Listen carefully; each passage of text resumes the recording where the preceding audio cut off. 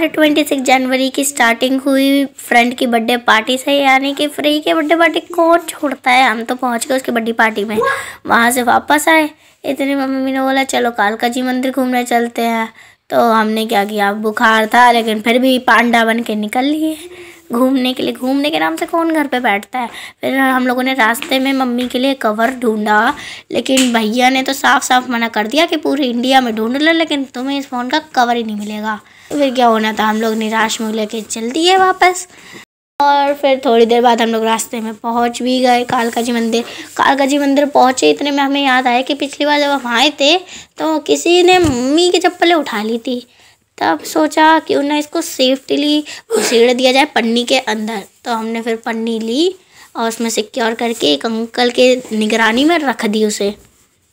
फिर हम लोग घुस गए अंदर। अंदर घुसते के साथ हमें पता चला कि मंदिर में तो छोले कुलचे का भंडारा हो रहा है। अब भंडारा फ्री की ट्रीट तो पागल ही कोई छोड़े, तो हम भी घुस गए ट्रीट। लेकिन जैसे हम लोग घुसे इतने में पता चला कि जो बांट रहे थे उनके कुलचे ही खत्म हो गए लड़ाई के चक्कर में। भाई सही है, जो बिल्कुल ईमानदारी से लाइन में खड़ा हो तो उसको कुछ मिलना ही नहीं होता, और जो बेईमानी करके घुस जाए उसको सब कुछ मिल जाता है। तो फिर क्या था, निराश मिले के हम भी निकाल लिए। इतनी गुस्सा आ रही थी, मन तो कर रहा था जिसकी गाड़ी है जो बांट रहा है ना उसकी गाड़ी उसी के ऊपर चढ़ा दूँ। फिर क्या, आगे बढ़ के देखा ना तो भंडारे से भी ज़्यादा लंबी लाइन तो मंदिर जाने के लिए लगी हुई थी। ऐसा लग रहा था कि दिल्ली की आधी से ज़्यादा जनता तो यहीं आ गई है रेड फोर्ट की जगह। फिर क्या था, उस लाइन में भी हम लोग घुस गए क्योंकि मंदिर के दर्शन तो करने थे। पूरे आधे घंटे बाद फिर हमारा नंबर आया, तो वहाँ पे दर्शन के लिए देखा तो दिल गार्डन हो गया क्योंकि इतनी अच्छी सजावट कर रखी थी उन लोगों ने। फिर हम लोग अंदर घुसे। मंदिर के अंदर की सजावट देख के ना मेरा सारा गुस्सा निकल गया। जो भंडारे वाले का लगा हुआ था ना कि उसको मर्डर कर दूंगी, फिर वो मेरा शांत हो गया। इतनी अच्छी सजावट करी थी, लेकिन अंदर इतनी भीड़ थी ना कि पैर रखने की भी जगह नहीं थी। हम लोगों ने इतनी मेहनत से दर्शन किया और मेरे को तो समझ नहीं आता मम्मी और दीदी को खोने की क्या चुल्ल मची थी। बार बार खोए जा रही। मैं बेचारी उन्हें ढूंढने में लगी पड़ी थी। फिर हम लोगों ने पंडित जी से तिलक करवाया, आगे बढ़े। फिर हम लोग जब नीचे उतरे तब हमें एक आंटी मिली जिनके पास ये तिलक था। तो हम लोगों ने सोचा क्यों ना इंस्टाग्राम की फ़ोटो के लिए ये भी लगवा लेते हैं। तो फिर दीदी ने लगवाया। दीदी को क्योंकि इंस्टाग्राम की रील बनाने की ज़्यादा जल्दी थी। दीदी के बाद बारी आई हमारी।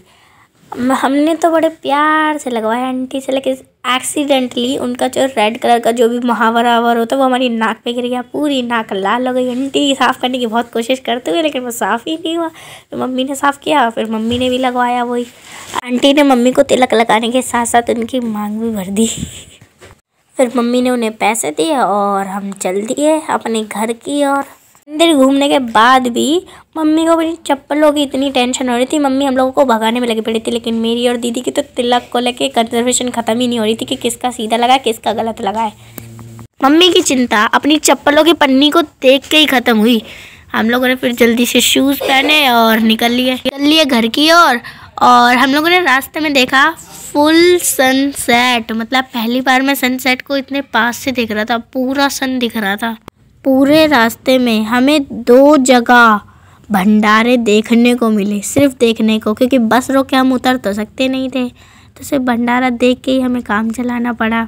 इतना दिमाग ख़राब हो गया था कि दिमाग को सही करने के लिए फिर हमने अपने फ़ोन में गाने बजाए और वही सुनते सुनते हम घर की ओर आए। फिर कानपुर में मम्मी ने कहा कि यहाँ की कचौड़ी बड़ी फेमस है, तो क्यों ना चलो खाते हैं। तो फिर क्या था, दिमाग तो वैसे भी ख़राब था और कचौड़ी कौन मना करता है। तो फिर हम लोगों ने कचौड़ी ली और खानी शुरू कर दी। अच्छा, वैसे आप लोग कमेंट सेक्शन में ये ज़रूर बताना कि फेवरेट किस किस की है कचौड़ी। मेरे को तो बहुत पसंद है, मुझे बहुत अच्छी लगती है कचौड़ी। आपको अगर अच्छी लगती तो कमेंट कर देना। वैसे पीछे देखो मम्मी और दीदी में इतनी गंदी लड़ाई हो रही, वो भी अचार की मिर्ची के लिए। फिर क्या था, थोड़ा और आगे आए सनी बाजार पे, फिर हमें हमारे फेवरेट गोलगप्पे वाले भैया मिल गए। तो मम्मी ने बोला चलो गोलगप्पे भी खाते हैं। मेरे को ना एक बात हमेशा समझ नहीं आती कि हर वो इंसान जो अमीर से अमीर है वो भी गोलगप्पे वाले के सामने भिखारी बन जाता है। कमेंट सेक्शन में ये भी बताना कि आपके यहाँ पे 10 के कितने मिलते हैं गोलगप्पे। हमारे यहाँ तो 5 ही मिलते हैं। फिर क्या होना था, गोलगप्पे खा के अच्छा सा पेट भर के आ गए हम लोग अपने घर। क्योंकि